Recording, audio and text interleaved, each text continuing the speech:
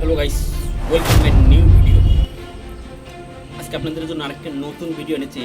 সেটাকে বিনিয়োগ কেন বিভ্রান্তিকর, যে আমরা যে বিনিয়োগ করি এটা কেন বিভ্রান্তিকর বা বিনিয়োগ করতে গেলেই কেন বিভ্রান্তির সৃষ্টি হয়, এটার পরে আমি আজকে আমার টপিক সাজিয়েছি। আমার চ্যানেল যদি আমরা নতুন হয়ে থাকে চ্যানেলটিকে সাবস্ক্রাইব করে পাশে থাকবেন। চলে আসলাম মূল টপিকে বা মূল ভিডিওতে। আমার আজকের টপিকের শিরোনাম যে বিনিয়োগ কেন বিভ্রান্তিকর। বলা হয় যে যদি তুমি কারো অতীত, বর্তমান আর ভবিষ্যৎ দেখতে চাও তবে তার কথার দিকে নজর দাও।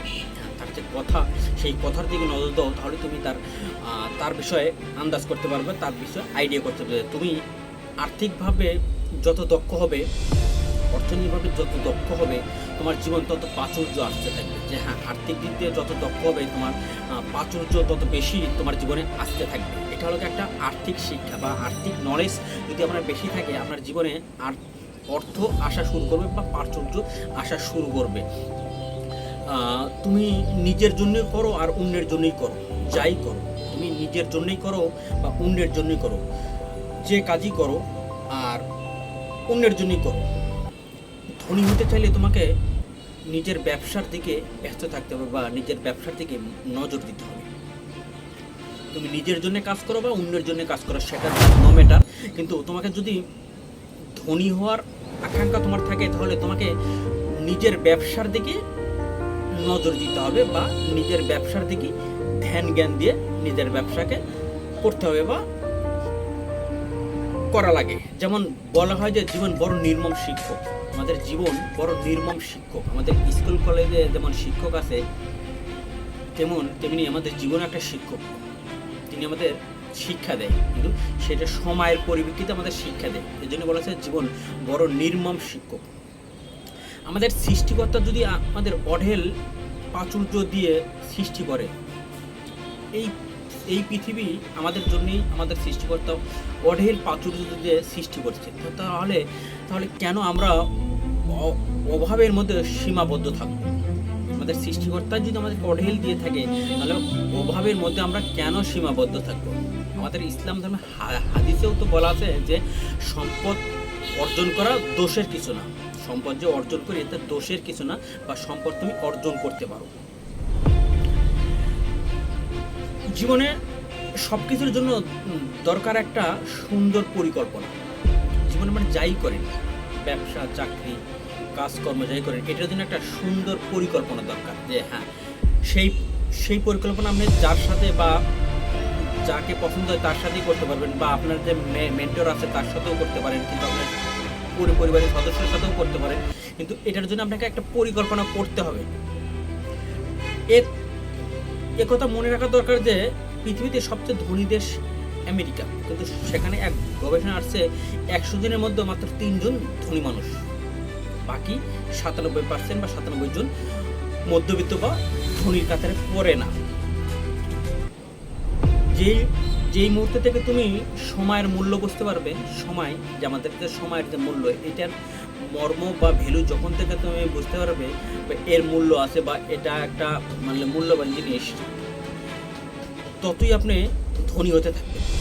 এটা যখন মূল্য বুঝবেন আপনি ততই ধনী হতে থাকবেন, যে সময় কত মূল্যবান জিনিস। আর একটাই কথা বলা হয় যে পৃথিবীতে যে time is money, time is money, এই কথাটা হর হামেশাই শোনা যায় যে টাইম ইজ মানি। তাহলে আমাকে বুঝতে হবে বা আপনাদেরকে বুঝতে হবে যে আমাদের জানতে হবে যে সময় কত মূল্যবান জিনিস, যে কত মূল্যবান একটা জিনিস। আর একটা দৃঢ় সত্য যে মানুষের টাকা যত কম থাকে, সেই টাকা তত আঁকড়ে ধরার চেষ্টা করে। কিন্তু হ্যাঁ, টাকা কিন্তু আমরা আঁকড়ে ধরে থাকতে পারবো না। এই টাকাকে আমাদের বিনিয়োগ করতে হবে, টাকাকে বিনিয়োগের মাধ্যমে বৃদ্ধি করতে হবে। কিন্তু টাকা যত কম থাকে তত আমরা আঁকড়ে ধরার চেষ্টা করি। এই পৃথিবীতে কিন্তু ফ্রিতে কিছু পাওয়া যায় না বা মাগনা কিছু পাওয়া যায় না। এর জন্য আলিবাবার ফাউন্ডেশন জ্যাকমা একটা কথা বলেছিল যে nothing is free, nothing is easy. যে হ্যাঁ, পৃথিবীতে কোনো জিনিস ফ্রি না এবং কোনো জিনিস সহজে পাওয়া যায় না, কোনো জিনিস সহজে পাওয়া যায় না। এর জন্য এইসব জিনিসের মূল্য দিতে হয়। আর এই মূল্যটাকে যে কোনো জিনিসের মূল্য ওই অর্থ দিয়েই পরিশোধ করতে হয়, অর্থ দিয়েই পরিশোধ করতে হয়। তাই তো জীবনে অর্থ একটা পার্ট না, অর্থ একটা গুরুত্বপূর্ণ জিনিস। জীবনে অর্থ থাকাটা একটা গুরুত্বপূর্ণ জিনিস, বা মানুষের ধন সম্পদ থাকাও একটা গুরুত্বপূর্ণ জিনিস। তার কারণ যে কোনো জিনিসের মূল্য ওই অর্থ দিয়েই পরিশোধ করতে হয়, বা অর্থ ছাড়া কোনো কিছু আমরা দিয়ে পরিশোধ করা যায় না, বা খুব কম সংখ্যক হয়তো জিনিস অদল বদল করা যায়, কিন্তু বেশিরভাগ জিনিস বা 99% জিনিস অর্থ দিয়েই পরিশোধ করতে হয় বা করা লাগে। কঠোর পরিশ্রম করো, কঠোর বলে যে কঠোর পরিশ্রম করে আর টাকা জমায়, তারা প্রায়ই মনে করে যে বিনিয়োগটা রিস্ক। যারা কঠোর পরিশ্রম হাড় ভাঙা পরিশ্রম করে টাকা সঞ্চয় করে রাখে, বা তাদেরকে যদি বলি আমরা, বা আমরা যদি তখন আমাদের অল্প কিছু টাকা যখন আমরা বিনিয়োগ করতে চাই, তখন একটা বাধা আমাদের মধ্যে আসে, রিস্ক, যে যদি হারিয়ে যায়। এই জন্যই বলা আছে, বা এই জন্যই আমি আমার টপিকটা সাজিয়েছি যে বিনিয়োগ কেন বিভ্রান্তি। ওই জিনিসটাই আগে ধাক্কা দেয় যে এটা রিস্ক, বা এটাতে মানে হারিয়ে যাওয়ার ভয় থাকে। এই জন্যই আমি আজকে টপিকটা সাজিয়েছি যে বিনিয়োগ কেন বিভ্রান্তিকর। যে আমাদের টাকাকে বিনিয়োগ করার সময় আমরা একটা জিনিসই বলি যে এটা রিস্ক বা হারিয়ে যাবে, কিন্তু আমার ভিডিওর দিকে আজকে আর লম্বা করবো না। আমি এইটুক টপিক আজকে আমি সাজিয়েছি। তো আমার এই ভিডিও যদি আপনার কাছে ভালো লাগে লাইক করে দেবেন, কমেন্ট করে দেবেন, এবং পাশাপাশি আমার চ্যানেল নতুন হতে লাগে সাবস্ক্রাইব করে পাশে থাকবেন। বিশেষ করে আমার চ্যানেলটাকে সাবস্ক্রাইব করে আপনারা আমার পাশে থাকবেন। আর যারা আমার চ্যানেলে সাবস্ক্রাইব করে আছেন তাদেরকে অসংখ্য ধন্যবাদ। আমি তাদেরকে অসংখ্য ধন্যবাদ, আমার অন্তঃস্থল থেকে ধন্যবাদ জানাই।